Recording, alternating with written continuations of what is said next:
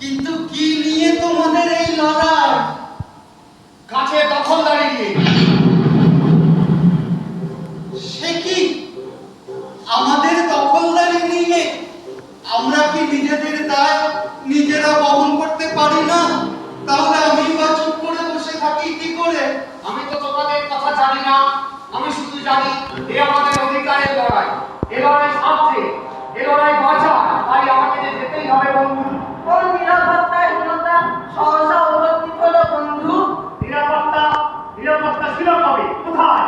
হ্যাঁ, একথা সত্যি। আমরা আজও নিরাপত্তাহীন। শুধু আমরা কেন, সমগ্র বিশ্ব জুড়ে অসহিষ্ণুতার চিহ্ন।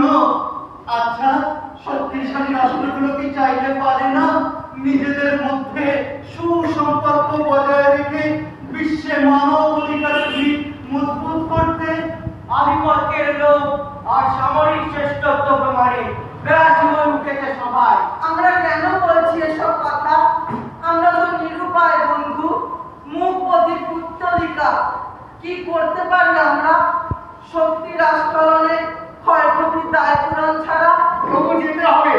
যে মাসুল সমাজ ঘুরছে সেই সমাজের কানে বন্দুক রেখেই তো সকলের অভিযান। তাই বাধ্য বন্ধু, আমায় যে যেতেই হবে। শক্তির আধিপত্যের লড়াইতে বলি হতে আমরা প্রস্তুত। তবে আমি এবার অস্তিত্বকে অস্বীকার করি কি? হিংসা কারবারিদের দৌলতে আমার শিকড়েও টান পড়েছে বই। সুদ প্রতিশোধের খেলায় আমি